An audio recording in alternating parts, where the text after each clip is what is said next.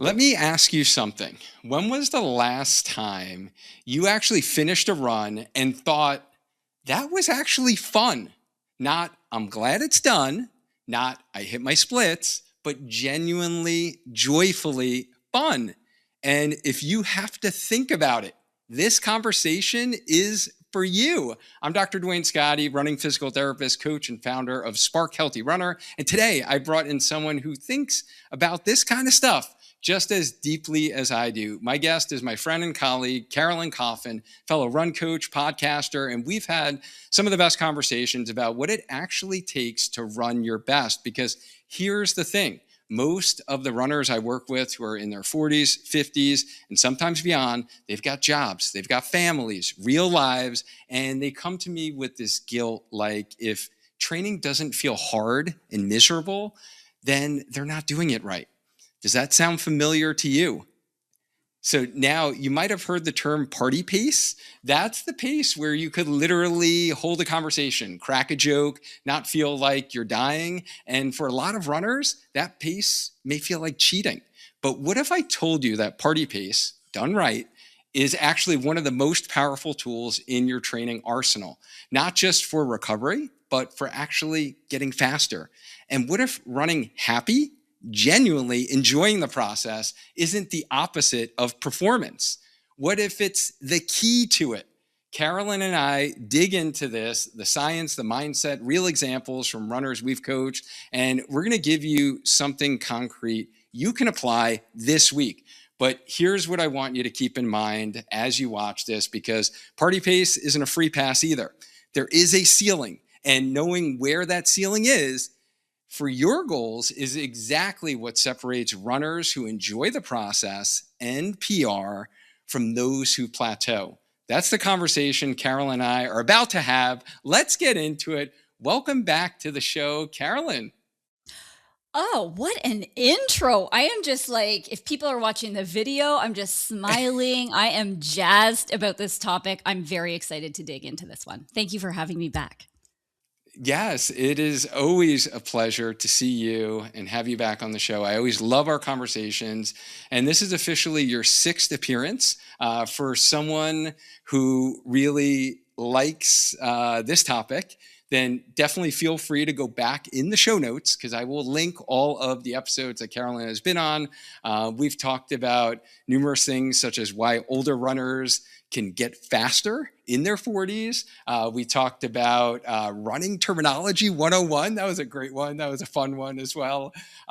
We celebrated episode 200 together. And so I knew I had to have you on for episode 300 on the Healthy Runner podcast. So I'm really, really excited for this conversation. And if you are new to the show, guys, I'm just going to give kind of little credentials here. Carolyn Coffin is certified run health coach, educational background in physiotherapy, kinesiology.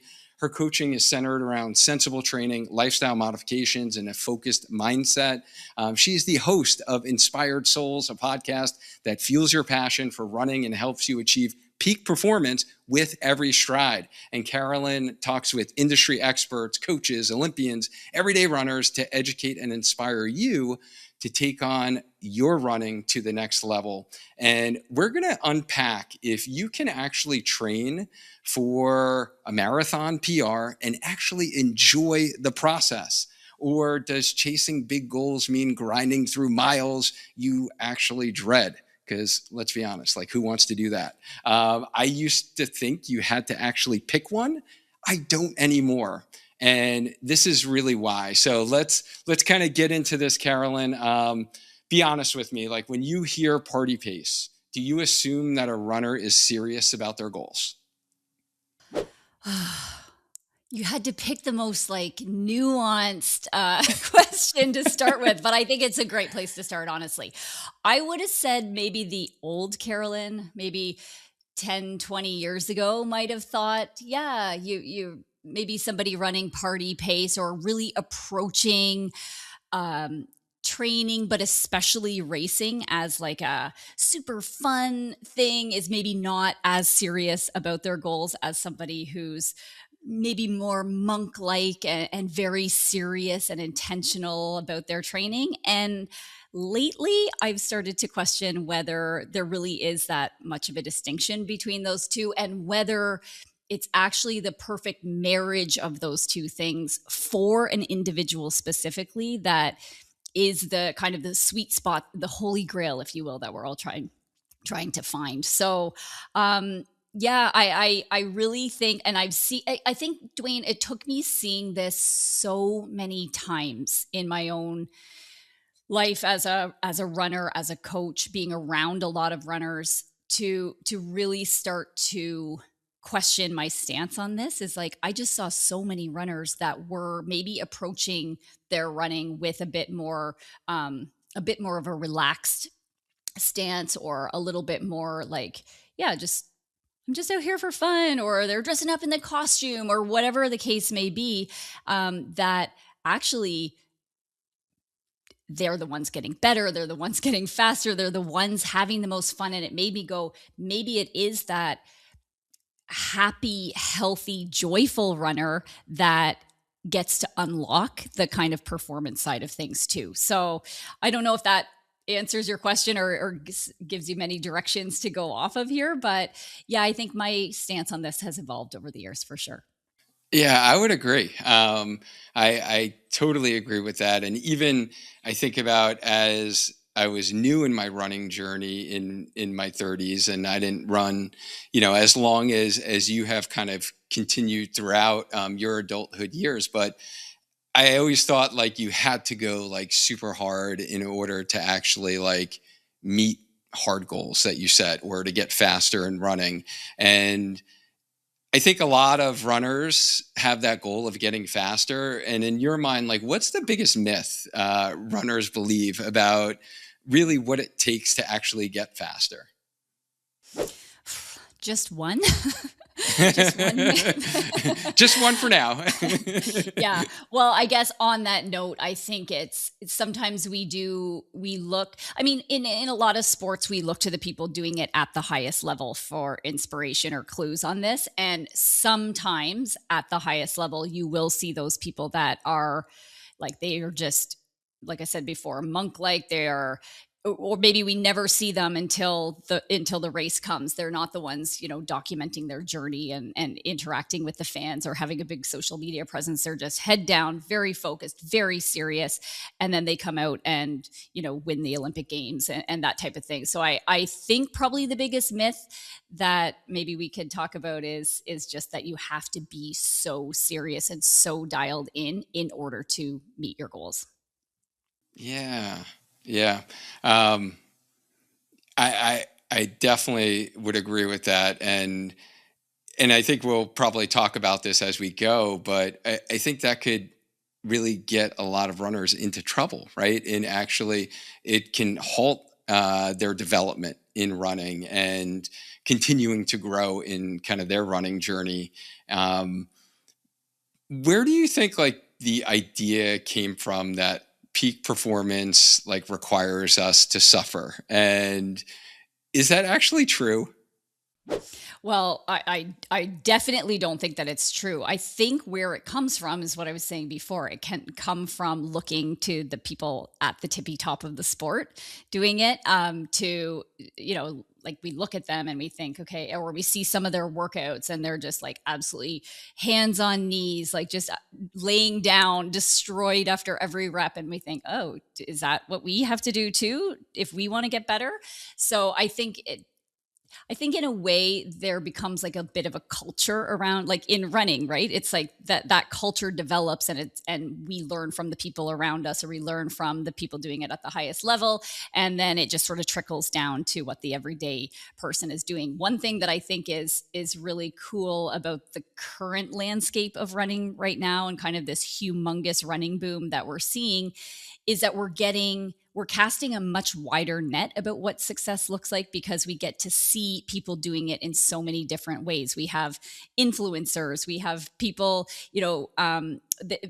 I guess people are getting a spotlight besides just the people winning the races nowadays. And so Hmm. we get to kind of go, oh, or I could do it like this, I could do it in a much more relaxed and fun way. I can have a lot of fun along the way. And maybe that speaks to me more than the monk like, very serious, hands on knees, dying with after every rep type of approach, which again, I'm not here to say that one way is right or wrong or good or bad. I firmly believe there's probably a little bit of a mixture. It's not either or, it's both and knowing kind of when to lean on which approach is probably a bit of the nuance that we'll get into talking about today. Yeah, and I'm sure you follow some of Steve Magnus's work, and he's always talking about like peak performance doesn't actually require that suffering, and that has definitely shaped a lot of my mindset with like taking on the marathon, and I'm fairly, I guess, new in this kind of marathon journey, I would say, and for the last 3 or 4 years now, where I've tried to take on the marathon, continue to improve. And his book, like Do Hard Things, really like reshaped how I think about, peak performance and do we really need to suffer? And I do feel that there are a lot more people in the running space who have kind of come out and, have said, what, I've actually performed better when I actually take away some of that pressure, right? I think about like Kira D'Amato's book also. I think I actually have both of them should be behind me. I enjoyed reading her book and, just hearing about some of the joy that she had when she was, going through her comeback. And I think that is helpful for us as like adult runners who are just like, the everyday recreational runner, right? Like to be able to hear. But through some of the athletes like you've coached or that you've seen maybe in the running community, what have you seen, when runners do treat running or marathoning like a job instead of like something they enjoy? Like what are the consequences to that, or what have you seen in some of those runners when they do start taking it that serious, I guess? Hmm. Yeah. Well, a couple of examples come to mind. And again, I think this is maybe goes back to the culture piece that I was talking about before. Kira D'Amato is a great example, and I've heard her talk about this, is that she'll actually get pushback sometimes from people saying like she can't be trying her hardest or doing her best because it looks like she's having too much fun. So I think like just even the insinuation that you can't have fun and be serious and working hard at the same time, like I think that that's unfair to think that you can't be doing your best and working your hardest and having fun at the same time. So back to what I've seen in some of my people, like I've heard other athletes talk about this, like the minute that they started to, okay, like I guess if I have to be serious because I want to perform, I got to cut this out of my life. I got to cut out desserts. I've got to, say no to plans on Friday night because I have my long run on Saturday morning. And the more kind of steps that they took to become more serious and treat it more like a job, in the end, for some people can actually backfire, and almost give them that feeling like the harder that I am trying to do the things I'm quote, like supposed to do to get to the next level or whatever it may be, actually is the thing that sort of undermines it and maybe makes it, maybe before that they might have known like, oh, maybe I'm not taking it as seriously as I could, but I'm okay with that. Like that was more in line with their personality, let's say. And then the minute that they tried to be more serious about it, it wasn't them. It wasn't the path that they needed to follow. Because if there's one thing that I've learned as a running coach, it's that there is no one way to the top or to success or to that client that I'm helping reach their goal. There's many, many, many, many different ways to the same place. And that's part of the fun of being a running coach, is helping that individual sitting in front of you to find what way works for them. And it's kind of like I picture it like a map, like you put into your GPS, like I want to go to this destination or whatever. It'll spit out a route, but that doesn't mean that that's the only route.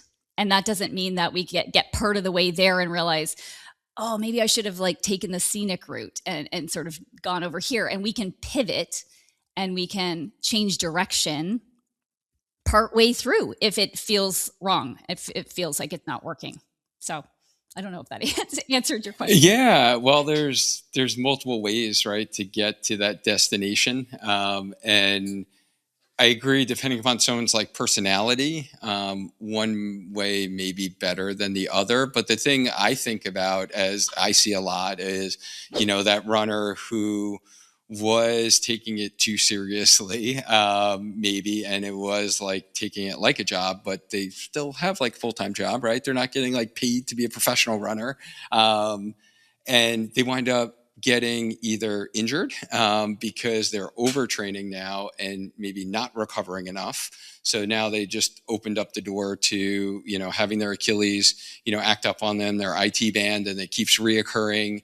And they're not actually allowing their bodies to adapt to the training because they're rushing the process, or they're putting too much pressure on themselves because they have these big goals and they feel like, yeah, you know what? I have been avoiding, going out on Friday nights, and I've been avoiding dessert, and I've been doing all the right things that should get me faster, right? And they wind up essentially getting injured or burnt out, and just Yeah. like, feeling, that like they just like step away from running, or they totally get into like something else. And yeah, if running isn't your thing anymore, then yeah, I totally like I want everyone to do what they actually want to do, to move their bodies, as long as they're moving their bodies, staying healthy. I think that's a great thing. But for those that like really loved running and now they're like falling out of love with running because it does feel too serious, it does feel like a job, it's causing them anxiety, right? And like running should be done to reduce anxiety, right, and reduce our stress.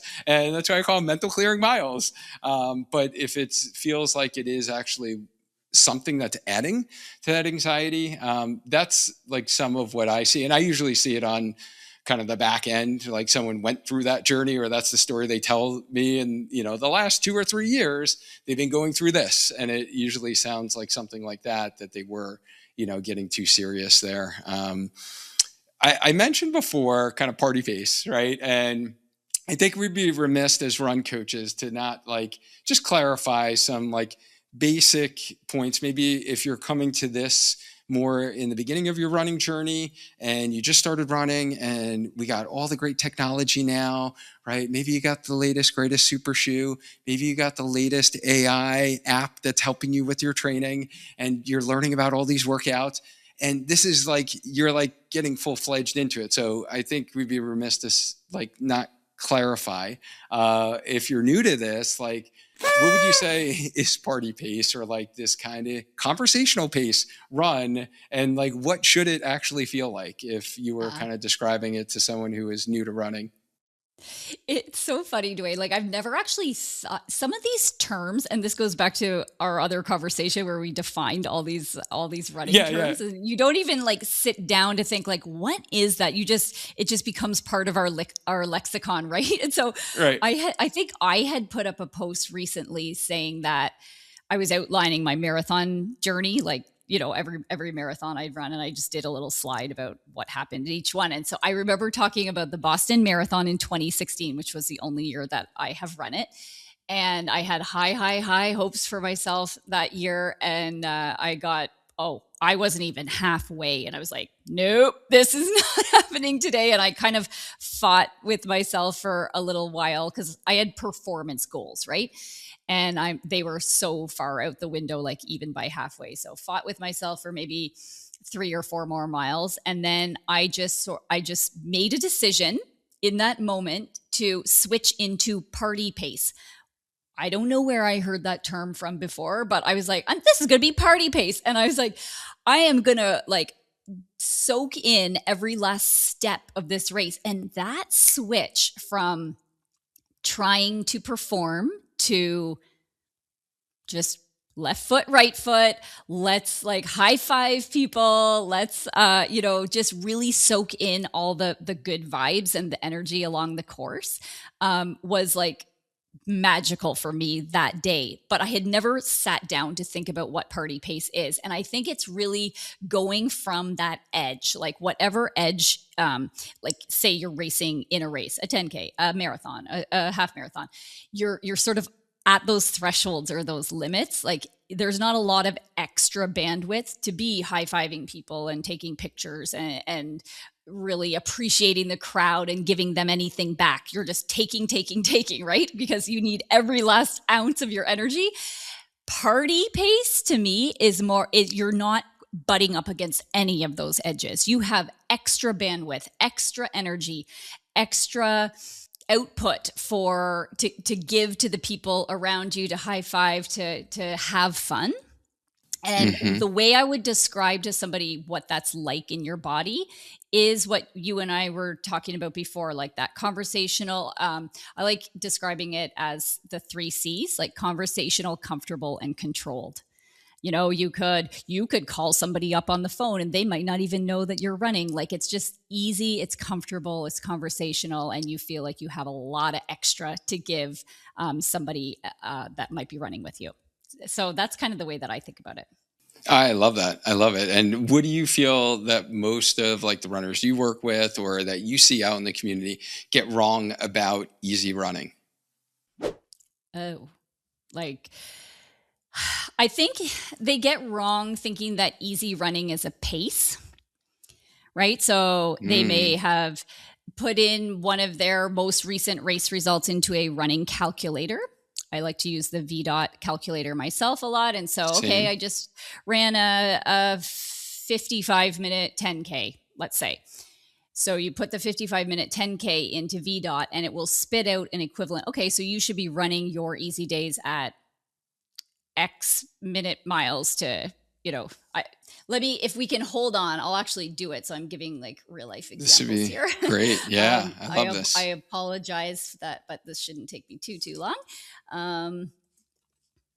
Okay. So that would be a 530 kilometer, but I recognize I'm talking to your audience is likely mostly American. So 851 per mile is a 55-minute 10K. So let's say you've recently done that and you were working pretty hard in that 10K. You were maybe a bit hands on knees and glad it was over at the end. So you might go and put that into VDOT, and VDOT will tell you that you should be running your easy days at basically 10:30 to 11:30 minute miles. I see a lot of people in that case running 9:45, 9:30, like running way faster than the fast end of that pace and telling them that easy pace and telling themselves that it's easy for them. Right. And because they could do it, they can complete it and it wasn't hard. Right. Yeah. Right. So they're running way fast. Or what I also see a lot is, say the range is 10:30 to 11:30. A lot of people think it's better to run at 10:30, Right. But it's not about the 10:30 or 11:30 at all. It's about, does that effort feel comfortable, conversational, and controlled? And it might be 12-minute miles. It might be for that person on that day. I can tell you personally that my range that VDOT spits out for me, I am never at the fast end of it. Never. Like, if I ran at the fast end of my Jack Daniels VDOT easy pace range every day, I would be absolutely fried and would not be able to survive my training. I'm at the back end, if not slower, every single time on my easy run, because I know that the purpose of an easy run is to promote recovery. It's really to set up the next hard day, which might be 2, 3, 4 days down the road. But I'm not out to prove anything whatsoever on my easy day. So I think that's maybe where a lot of people could stand to sort of update maybe their approach to things, is just like not trying to prove on the easy days, bring the proving to the hard days and the races. Yes. Oh my goodness. I love that. And the other thing I see too is that runners think that they're actually improving in their running journey or getting faster if their easy pace keeps getting faster. And we're like, no, like that's not necessarily the goal, right? Like you want to be able to do harder workouts or longer workouts or have the volume of your training, actually increase so you can improve. But that easy pace may not change. And if anything, it might even get slower because you need more That's right. recovery because you're actually completing like harder workouts. And Yes. yeah, I love how you Yeah. describe that. Well, and just to your point, like I do hear that a lot. Like my easy pace has gotten faster. Like, isn't that exciting? And I'm like, yes, it is exciting. And your easy pace might very well get faster as a result of you getting fitter. It might, but it's very, very interesting for me, just again, to look at my training and then a lot of the people that I coach. One thing that I've noticed in a lot of people's training is that the faster they get in terms of like race times and performance and that type of thing, their easy days actually get slower. Yeah. Right. Yeah. And that's maybe what you're talking about is like, if you can remove any ego about what your easy pace is, you actually can and understand that probably a bigger driver of what's going to get you better down the road has to do with your overall volume of training, right? Then we can accumulate more overall volume when we're keeping those easy days easy. It's the people that are really pushing up against or thinking their easy days being faster is somehow better. They're the ones in my coaching that I've seen that struggle with adding volume and therefore maybe sort of plateauing in terms of their racing results because they're just not able, especially if their main focus is something like highly aerobic, like the marathon. We know that an event like that typically people tend to do better at that when they can handle a higher overall workload, like more miles per week, let's say. But if you're running your easy days too fast, that's the number one way to not be able to handle more overall volume. And I see that a ton with like the runner who's struggling with staying out of the injury cycle or always having that nagging, right? Like upper hamstring tendon pain or, Achilles issue is they tell themselves and they get into that trap of saying like, well, I can never run more than 4 days a week, or I can't run back-to-back days, right? Or I can't. So I hear that a lot too, because they're actually running those easy runs like faster than they should be. And if they actually use them as true recovery, then they could handle more volume like you're talking about and do more weekly mileage, which would actually make them a more robust runner and allow their body to adapt to the demands of running a little bit better. So thank you so much for kind of providing this nice little education on like, what is the easy run? What's the purpose? Recovery. It's not a pace, it's a feeling. And just kind of closing that loop there, how much of our training should actually be done at that effort level if someone really does want to PR? Mm-hmm. At least 80%. At least. But for a lot of runners I see, it's north of that. It's 85, 90%. It's, the higher intensity stuff, the things that we might categorize as workouts, the running faster.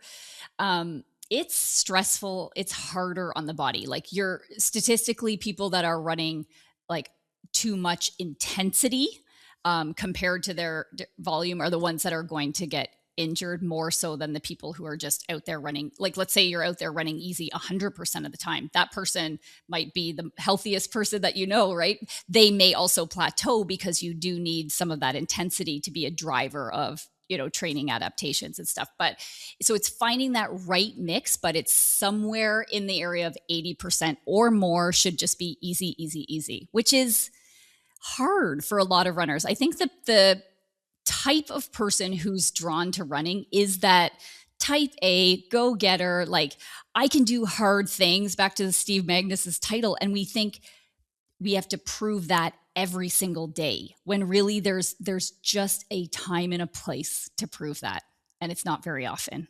And it's these well-structured workouts that are appropriate for you at the level that you're at with your training background, with whatever you're training for.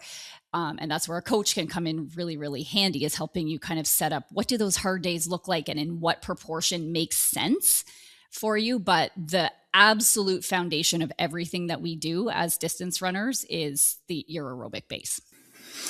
Okay, guys, I gotta pause here because I want to make sure that you're picking up what Carolyn's putting down, because this is the piece like most runners completely skip over. And we talk a lot about running faster, training harder, hitting splits. But what she is describing is, like she said, the foundation. And it's the part that actually makes this all sustainable, especially if you're in your 40s and beyond. So, like, stay with us here because in the next few minutes, we're going to get into exactly how to structure this in training, not theory, actual, pacing numbers, something like you could think about on your next run. And we talked about running easy. So like, where does party pace actually stop being enough, right? If someone's getting into running and they're like, Carolyn, you know what? I got no problem running party pace. Like, that's my jam. That's what I do all the time. Like, I go out there with my friends, we chat it up, right? We catch up, what's going on with kids, what's going on with work, what's going on with all the drama in the neighborhood. That's all I do. Like, where does actual party pace like stop being enough? And when, should you take it to the next level if you're looking for like performance goals? So I want to start by saying that if that is you, what you just described, Duane, like I go to the run clubs, I meet up, it's party pace like all the time. I'm 100% party pace. And you're happy with that? There's no need to do anything else. I am a firm believer in that. Mm-hmm. However, if you're a person that's like, I'm doing that, I have a really good aerobic base, I'm running 5 times a week for, 30 to 60 minutes, and maybe a long run, I've gotten up to an hour and a half or something like that. And you enter a race once in a while and, you think those are fun and you want to do more of it, or you're starting to be like, I wonder, if I could get faster and stuff like that. Then it's time to look at introducing some introductory workouts that make sense for you. Mm-hmm. I love that. I love it. And how does a runner know that they are leaving like performance on the table by only running easy? Yeah, I think that often this kind of comes to light for people when they have gone in a few races and they realize like, oh, my times are staying about the same. Honestly, if you are, quote, just party pacing and you enter a race, say you do a 10K and you break an hour. This is amazing. You break an hour and then you do another 10K and 58 minutes, and you start to see that time come down. And then we're down around that 55 minutes like we were talking about before. And then you kind of have a few at 55 minutes and you're thinking, I wonder if there's anything that I can do to start to come down even more and drop another 2 to 5 minutes, get down to that 50-minute range. That would be that's typically the scenario that I get introduced to people that are looking to, and they're really fun athlete to work with actually, because they're kind of recognizing like, I did X and I got Y, and now I'm ready to like take it to the next level. What do I need to do? They're curious. They're willing to absorb information. Do what you say to take it to the next level. They're a very fun athlete to work with because I find that they're quite engaged with the process, especially if you're educating along the way and explaining, okay, so we're going to start with like, do you know what a stride is type of thing? And no, what's a stride? Like they don't know anything about workouts. That's where I would start if we're heading down into the workout road. Like if somebody has never done anything more than party pace, easy conversational running, probably the way I would introduce somebody to speed work is just through strides. Yes, I completely agree. I like to say it's like dipping the toe in the water at your first, attempt at running faster. And yeah, I agree. I think it is someone who has kind of plateaued in their running, and they usually, the half marathons, like I think the common, 5K, like either one of those two distances, right, are kind of like those entry level points.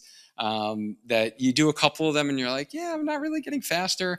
And I'm trying to, and usually they're trying to increase the pace, like we already mentioned. Kind of the most common mistake is like increasing the pace of all their runs throughout the week. So this is where having that structure and having intention with, every run has its own purpose, and we have easy runs, and maybe we do strides as a drill to work on our running efficiency and to just get our legs turning over more as a drill. And then we add in kind of introductory, we'll call them tempo runs, where we're holding for a longer period of time, a faster pace. That's really where, right, like runners can make some huge gains in terms of like performance wise. So yeah, I think those are all like fantastic educational points. But I guess I want to get to, and this is what we actually texted each other about when we were thinking about what we were going to talk about today, was this like concept of performance and fun. Can it actually coexist? Mm-hmm. Because I can say for myself, going through this marathon journey, I've wanted to improve. I wanted to get faster. You get a breakthrough marathon. We had spoken about it many times, either on your show or here at Cape Cod Marathons, my current PR right now. And now that's already like 2.5 years ago. And I've run four marathons since, right? Haven't been able to PR in those 4 marathons. So this is a topic that I'm like really super interested in. You have been through, you went through the Marathon Project, which was a very unique event, a really, it sounds like really cool event where you were treated as essentially like an elite athlete, with having this smaller marathon that was put on, that was a loop course, and you were able to have like your own bottles on the course, and it was set up for you to be able to like run a really fast marathon, right? And to be able to hit a PR. And you had a little bit of disappointment there, right? Where you didn't, and you've been very transparent about this on your show, where you actually didn't finish. And like, what are your thoughts about like, can we actually chase like marathon PRs and really enjoy the process? Or does like one of those things have to give? Hmm. I do think so. If we're talking about that race specifically, I could not have loved a marathon build any more than that one, to be honest. Like, I had so much fun in that build. We actually went down to Arizona for like a training camp, my husband and I. We brought our kids as part of it because it was in December. And so we're like, oh, we live in Winnipeg, Manitoba, Canada. And it typically, you can guarantee that there's snow on the ground here in November, which, like, for a December 20th marathon is kind of like right in like peak training week. So we had sort of known this ahead of time. So we scheduled this training camp and we stayed at the resort where the event was taking place, which was a very, very nice resort.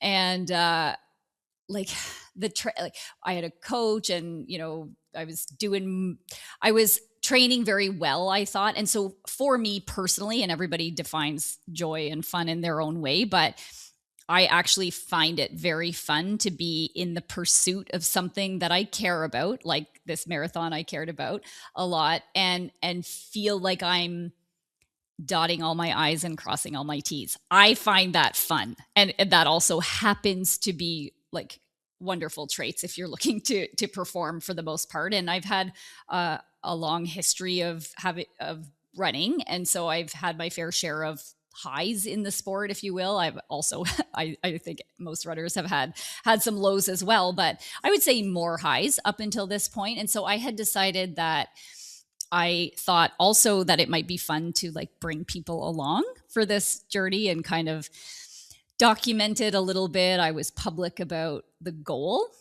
I did hesitate a lot before making like that decision because I don't know, like running it's a bit mixed because like I love it. It's something that I do for fun, but it's also my job, like I Hmm. talk running on the Right. podcast. I coach runners. So it's like very, where do you draw the line? But I've never been like super public about my own running. Like I'm not on Strava. I don't put my training out there because I think sometimes the last thing I would want to do as a coach is like, here's what I'm doing and then have it be public. And then people think, oh, okay, well, I'll just copy what she's doing. And I just know as a coach that would be effective for a very small slice of the people, right?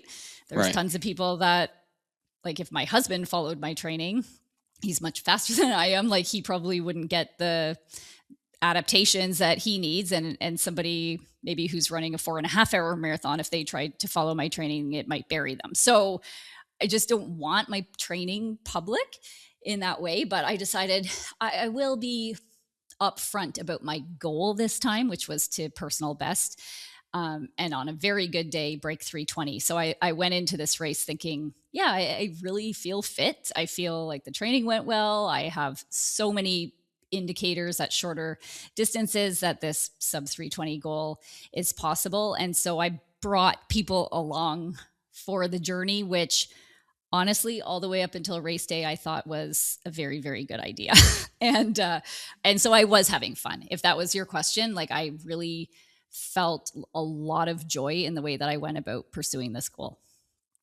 Yeah. So you were enjoying that process. And I think about that as well.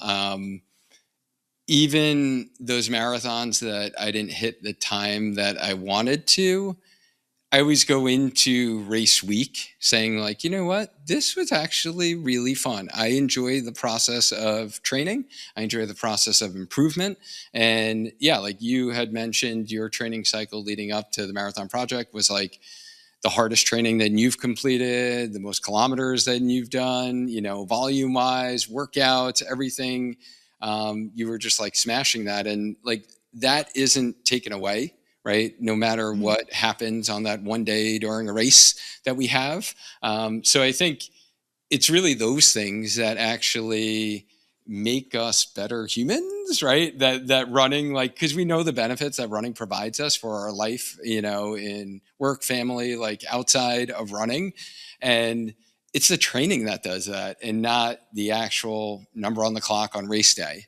Yeah. So I think the sooner that a runner can lean into that process and not solely be marathon training because they want to get a BQ or they want to get a PR or they want a certain time goal in the marathon, because those things are right. They don't last very long either, right? Like, so you do it. And then what are you going to say after that? You're going to be like, oh, now I need to go to the next level, right? It's Right. not like you get there and it's like this holy grail and you're like, oh, I'm on the top of the mountain and, you stay there.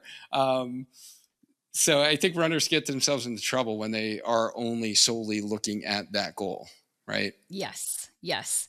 And I mean, I had the foresight enough because I have enough respect for the marathon. I've been at this long enough to know that you can actually do everything right and still not get your result on race day. It's that unpredictable of an event. Hmm. So I kind of had the foresight to again make one of these social media posts ahead of the race to be like, you've basically already won. Like the training's been awesome. You've had so much fun.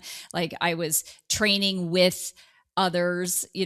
I had this friend of mine running it also, and we tried to line up a lot of our training. It was just like so much more fun to I'm going to say suffer with others, but honestly I didn't even see it as suffering. I actually like workouts, like when something's hurting appropriately, right? I don't look at it like suffering. I'm like, this is just what we have to do to get better. And so all that was very, very fun for me. So really the wins all happen in the training anyway. It's just even more fun when the result actually lines up with what you knew you were fit for. And in this case, it didn't. So that caused uh, me to sort of confront other things in the aftermath. But I would still say that I find it extremely fun to train for races and go after my goals. Before we go any further, if you've been feeling stuck, frustrated with nagging injuries, or even starting to wonder if your best running is behind you, I want you to hear this.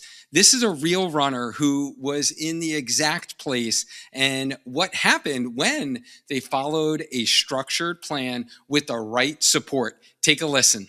Hi, my name is Amanda, and I have been working with Dr. Scotti and the Healthy Runner team for about 3 months. And this morning I did a tempo run and I felt strong and powerful, and most incredibly, I was pain-free. And I am so excited about this and about the progress I have made in the past 3 months that I just want to tell all runners what's possible. I have been a runner since I was a teenager, and in those 2.5 decades of running, I have always had some sort of little niggle or have felt like I'm on the verge of a huge injury. I could not confidently challenge myself with speed or progress in mileage, and I have never really known how to take the steps to get past that. About 3 years ago, I found Dr. Scotti's podcast and I listened to every single episode. I learned so much from what I was listening to and watching videos. But also in that time, I had developed a really bad hamstring injury, hamstring pain, and I couldn't quite shake it. Through listening to Dr. Scotti's podcast, I could still run, but I didn't know what to do to take the steps to heal it. And so I continued running, and I even ran a marathon, but I always was held back because of the pain. I felt like I really couldn't push myself because I just had this nagging pain. And finally, I decided that my options were to either stop running completely, run with pain forever, or to call Dr. Scotti. And I'm so glad I called Dr. Scotti. I told him in our initial meeting that my goal was not to run a specific race, but it was to become a strong and durable runner while also increasing my mileage and to heal that hamstring. And Dr. Scotti did a detailed assessment in which he found some weaknesses that were affecting my running form and economy, and he developed a plan, a strength and running plan for me to follow. And after 3 months, I am running 30 miles a week, and I'm doing strength workouts that seemed impossible. But the most valuable thing isn't what I thought it was. I thought it was going to be healing my hamstring, but the most valuable thing was that Dr. Scotti helped give me confidence to see that I am a strong runner who can handle a higher training load and also really work toward bigger goals. And in our very first meeting, I told Dr. Scotti that I had this deep fear that this wasn't going to work for me and that I was just always going to be a runner that would run with pain and that it would always be a struggle for me. And when I told him that, he didn't even hesitate. He just told me he was so excited because he knew what was possible with the right tools. And now I share in his excitement because his expertise and his encouragement and his confidence really genuinely, I believe, changed my trajectory as a runner. I truly hope that story inspired you and showed you what's actually possible. If you're looking for that level of structure, accountability, and support, you can check out the behind the scenes tour of our one-to-one coaching program. Just click the link in the description or scan the QR code. And if one-on-one coaching isn't the right fit right now, but you still want a proven system with guidance and an awesome community, check out the Healthy Runner Academy to help you run stronger, feel confident, and stay injury-free. Yeah, and do you have any specific maybe tips or things that you've thought about as you've looked at your training in that light of, going after a PR, but then still enjoying the process? Like, what does that look like for someone who wants to do both in terms of like training? Are there any like special things that you think about or do? Yes. So the very first thing that I did when I started to train again after the marathon, which so the marathon project was December 20th, and I'm registered for Boston this year on April 20th. So there was a 4-month period. That's it. And the recovery has to happen. So I took a full week off, or 10 days, I think, before getting back into it. And then it's like kind of right back into it. So before beginning to train for Boston, I really had to sit with this question of, do I still want to do this knowing that I may never, ever hit my marathon personal best? Like I think the chase of the time became outweighed by the trying to have joy in the process. Like I did have joy in the process, but I was almost sure that it was going to lead to like a time. Right. And now I'm going into this training cycle, flipping those two things, like putting more emphasis on the joy aspect of it, knowing that maybe I will never hit my personal best again. And do I still enjoy the sport enough to train for it regardless of whether that magical day ever happens for me or not?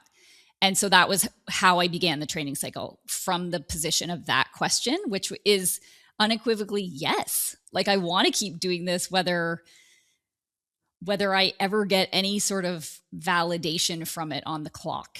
I still do, at least for now. So everything started from there. And then it became knowing that we have to control the controllables as runners, or that's all we really get to control is what we can. And so what types of things lead me to feel the most joy? And it's being with others. It's sharing this with others. So who can I get to run? Like who can I meet up with and connect with on my easy days or my workouts that will make this experience more fun, more joyful for me? So I think the community aspect is pretty huge. And I've tried to line up with all sorts of people. Like that's the cool thing.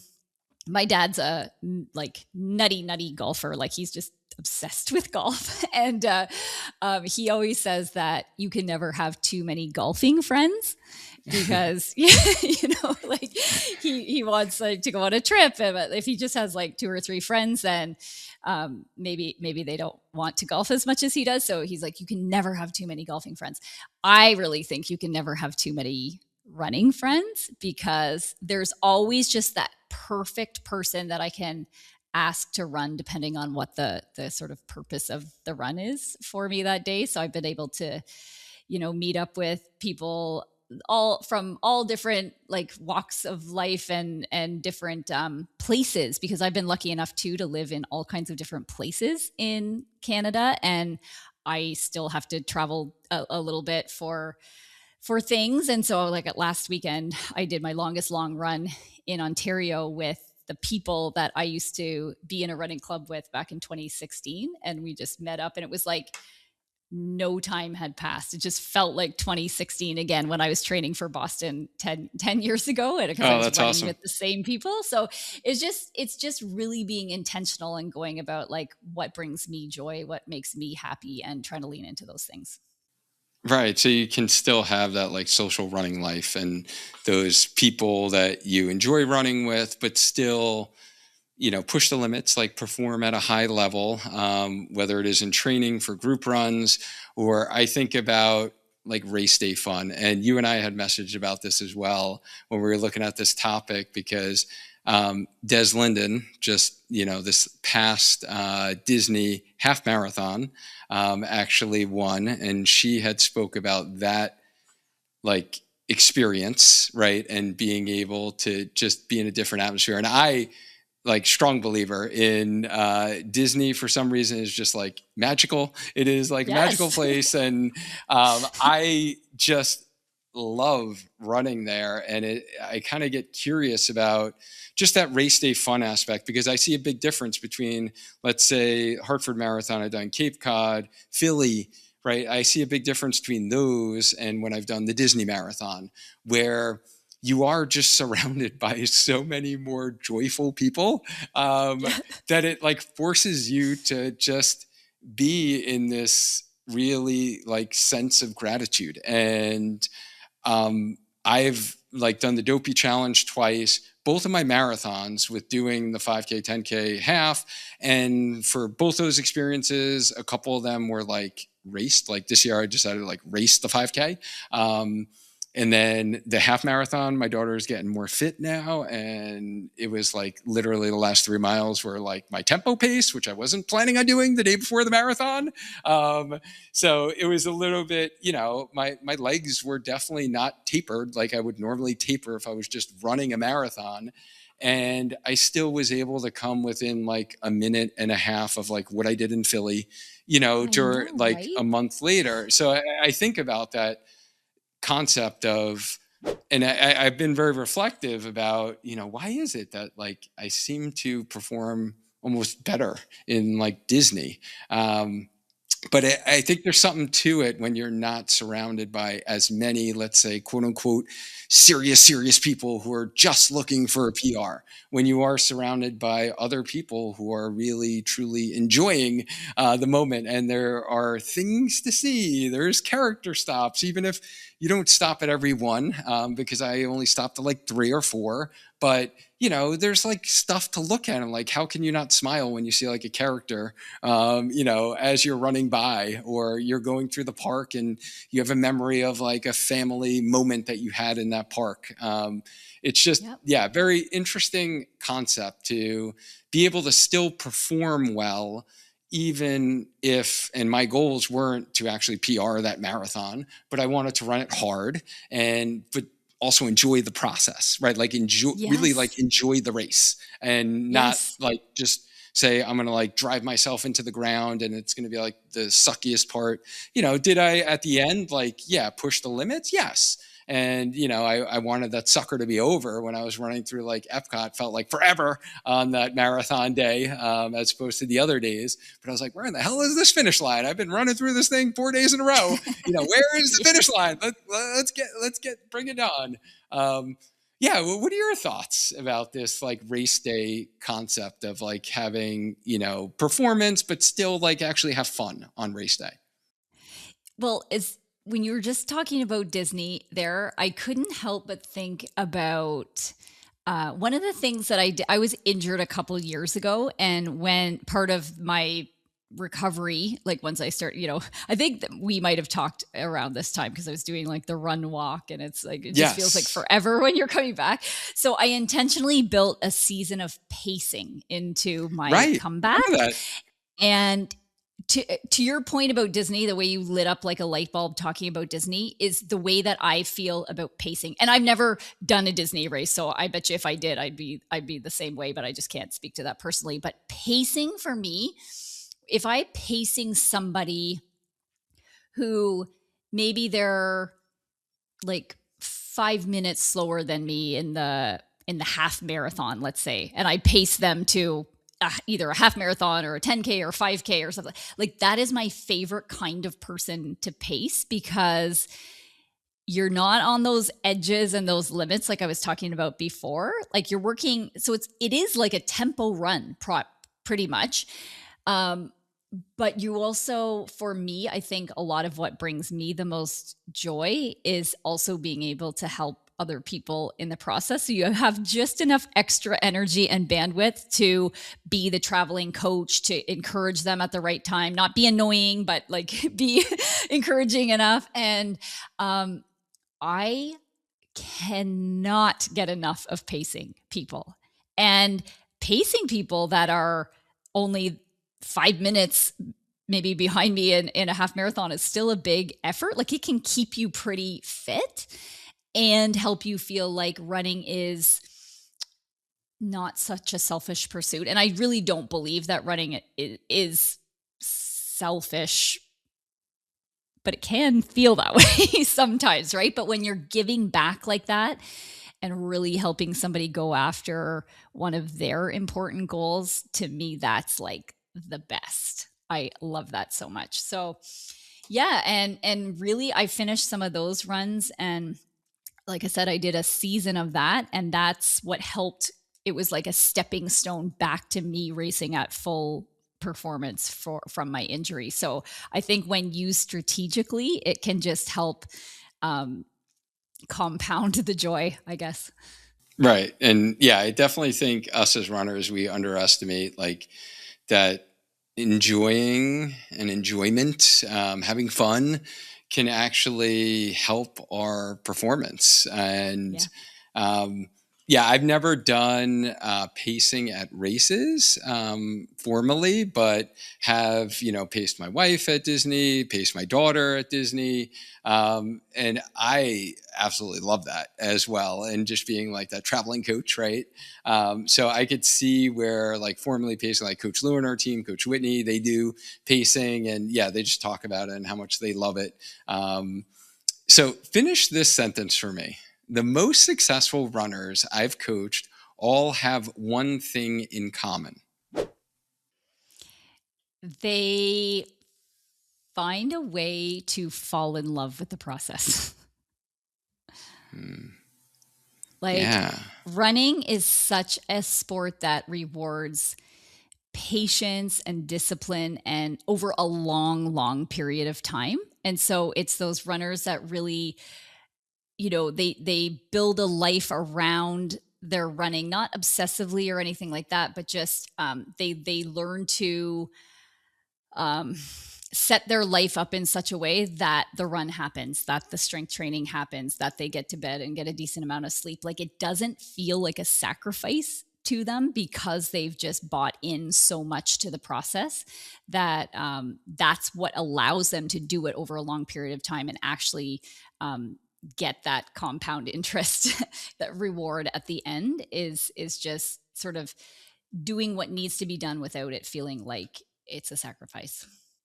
And yeah, I would add to that, or I would have maybe finished that sentence with are consistent in training, whether it is running, but also strength training, recovery, proper nutrition, right? Like all the kind of the 6 elements that we talk about in growing our running journey. Do you have an example of a runner that you can think of, and you don't need to like say their name, but that was like too serious and they went through some type of transformation or something changed when they actually like loosened up a bit? I do. I'm thinking of a runner that I know who is a very very accomplished runner, even into her master's years, like into her 40s. If anything, she got better and better and better throughout her 40s. And I just know. And so again, I think it's easy to, when you are performing well, it's easy to like, hey, I'm enjoying this and I'm performing well. And isn't that great?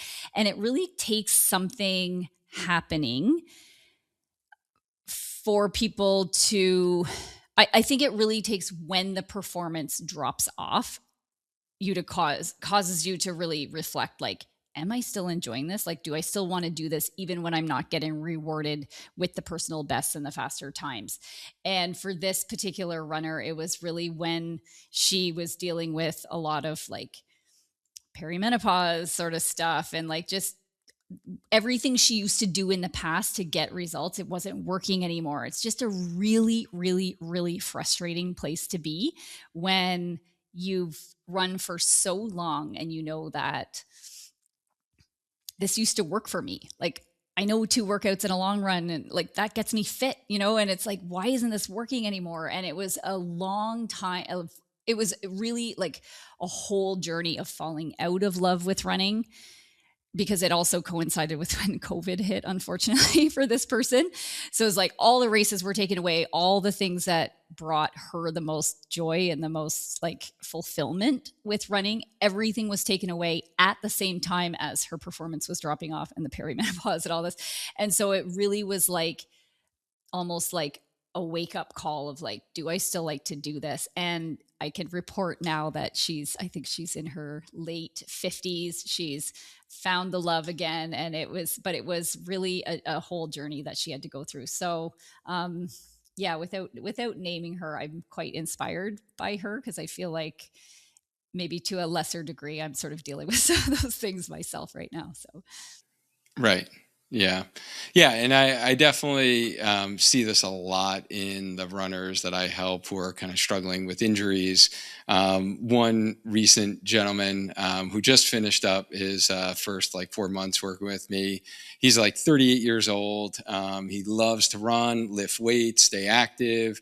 He's qualified for Boston.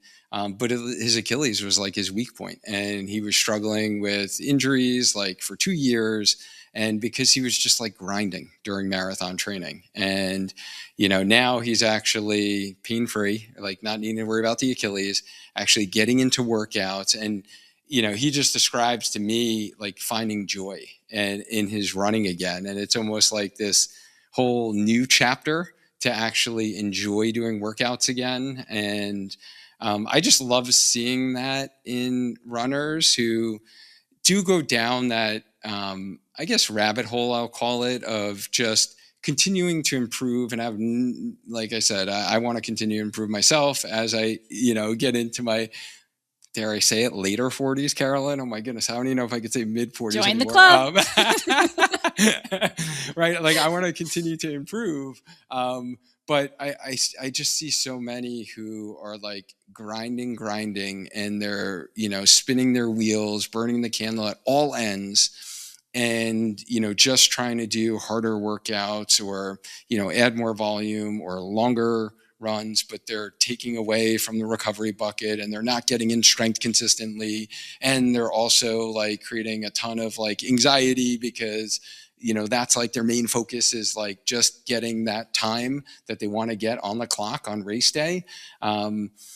So yeah, it pains me like when I see someone go down that path, because then they usually leads to one of these common injuries that I wind up seeing. But it's always nice to see that transformation on the back end, and they have like a whole new perspective. And unfortunately, like with injuries, and you step away from the sport, it's like you do gain an appreciation of like what you missed, and I think it does provide you a new perspective.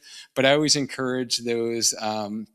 And I'll say those younger runners, right, who are in their later 20s and in their 30s, who feel somewhat invincible still.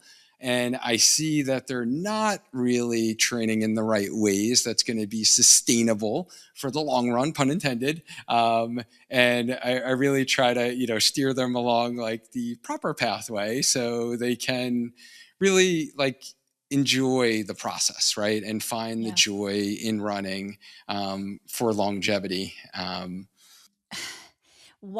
would never wish one of those low moments on somebody, injury, poor performance, like just banging your head against the wall, like what's happened? Why do I feel so like I'm falling out of love with running? Whatever it might be for you, I think, because it really, you wouldn't wish it upon anyone. It does kind of suck in the moment, but I think those really are the most fertile grounds for opening you up and causing you to look at things differently, maybe being open to approaching it from a different perspective. Maybe that runner you talked about, that might be the time where they're most open to adding in the strength training, let's say, or, I just think it's not all bad when these otherwise seemingly bad things happen to us. I think if we seize those opportunities, they're the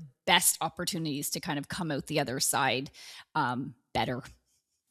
Yes, I agree. All things happen for a reason, right? As the saying goes. Sounds so trite, and no one ever wants to hear it in the moment, but I just Right. know, if personally and through a lot of the people that I coach, it is those really tougher races that they've had, or the ones where you're like, I don't even know, like, why did that go sideways? I was so fit and trained. Like, it's those ones that cause you to go like, am I still in love with the sport? Like, why do I do this? Like, it helps you revisit sort of bigger, more existential questions, if you may. That the good races, the high highs, they could never afford that. Like, they're wonderful, and I hope everybody soaks those in, but it's less of a hard sell to soak in the good times than it is to capitalize on the bad times. Mm-hmm.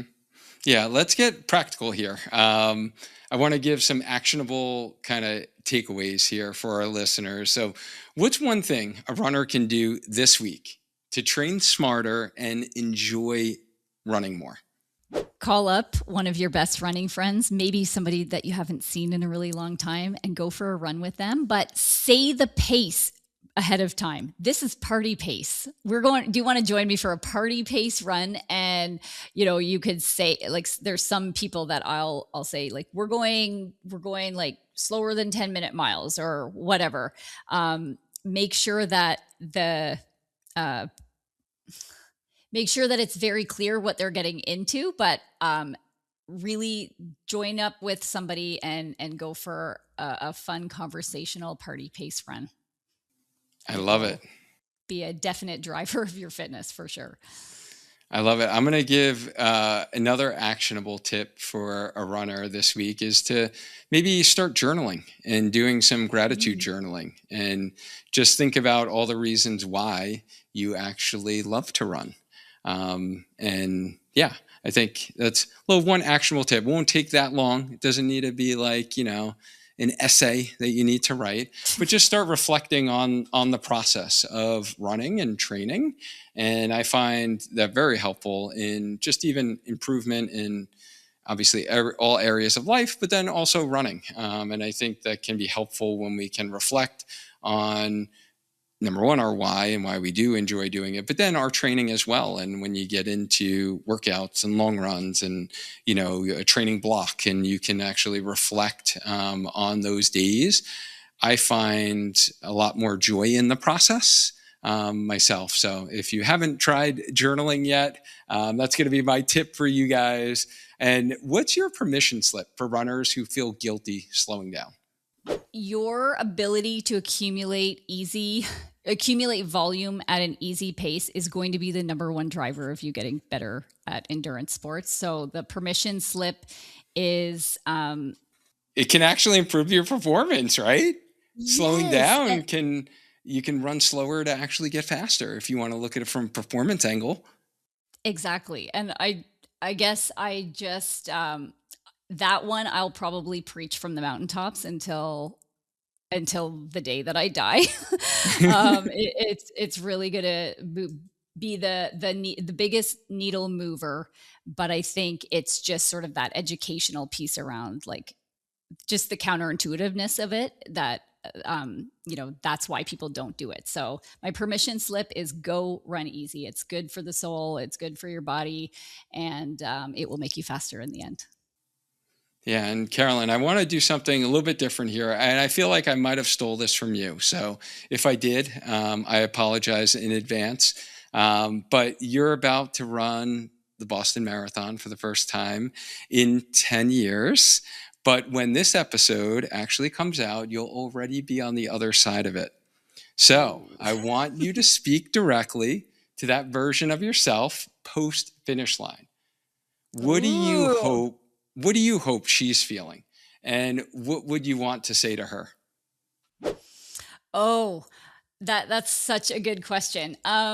Okay, so speaking to myself after the Boston Marathon, I am so proud of you for showing up at that start line. And I hope that you made it to the finish line enjoying every single step, soaking in all of the amazing Boston energy. And I just hope you enjoy every single step along the way. And what would that mean to you if you actually felt that and enjoyed every step along the way? It would mean, so again, we only control so many things in a marathon. So I am leaning into my own effort along the course. So, like, sort of executing the race in a way where I feel like I'm holding back. I have tremendous amount of respect, like I said, for this course and how challenging it is. And I know that there's likely no pace that I could run this course where I would finish it and say that was easy. So with all of that said, I just hope that I can execute it in a way that allows me just a little bit of bandwidth to really take it all in. And if I do that well enough, I would love for that last kilometer along Boylston Street to be my fastest. I love that. I hope that is the case for you, that Yeah. that does occur. And I promise this is like final question here. If you could convince every runner who thinks they need to suffer to succeed, what would it be? Like Oof. if you can convince every runner who thinks they need to suffer to succeed, like what would that be? Life is hard enough. We do not need to come with a suffering mentality to the thing that should be um, clearing our mind, giving us like being one of the highlights of our day, something we choose to do for fun. Running, we're all doing this for fun. I think many people listening are not getting paid to do this, right? And life, there's so much suffering already happening in our everyday life. Let that the run be the joy that uh that you need to, like, it just doesn't make any sense to suffer and struggle through something that is that we're getting to choose to do. So i think I think that's what I would Yes. say. Yeah, we choose to do this, guys. We choose to Remember do that. this. And And it's a privilege to choose our suffering. There you go. That's maybe a better way to sum it up. Like, a lot of us come to running knowing we're seeking it to like do hard things and to maybe get better and faster and all of that. And that is great. But it's such a privilege to be able to choose where we get to suffer. So if you kind of like flip it on its head, then it's like getting to choose the suffering is quite a privilege. I love that. And so here's what I want you guys to kind of take away from this conversation is that running happy and running fast are not actually opposites. And the runners who figure that out, especially in their 40s, 50s, are the ones that are still running in their 60s and 70s. So, party pace isn't a consolation prize. It's actually a strategy. And before your next run, like I just want you to ask yourself this one question. What's the purpose of this run? Not every run, just one run. And if it's an easy day, actually make it easy. Give yourself permission to run at party pace. And if it's a workout day, you've got the aerobic base to actually push and actually, get that workout in. And that's the system that Carolyn kind of laid out for you. And it works. And if you want to build that kind of smart training foundation, especially if you're dealing with nagging injuries that's been keeping you from enjoying your running, I put together a free marathon training guide that walks you through exactly how we structure this for runners over 40. Link in the description for that. And Carolyn, thank you so much for coming back on the show. It's always a pleasure to chat and catch up with you. Thank you so much for inviting me back for the sixth time. And I just wanted to take a second to congratulate you on 300 episodes. I think we celebrated 200 together, and like, I can't believe another 100 has already gone by. But for you to keep showing up consistently week after week and putting out 300 high quality episodes that are educational, entertaining, is just incredible and deserves to be celebrated. So congrats to you. Oh, thank you so much. That means a lot coming from you, and you're almost there as well. Coming up on your 300th, right around the corner. So thank you. I appreciate you as always.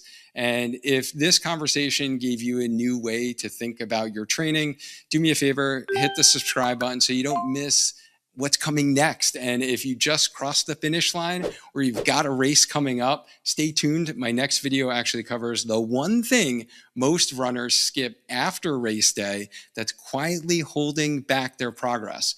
You won't want to miss that one. And drop a comment below. Like, I want to know, are you a party pace runner or a chase the PR runner?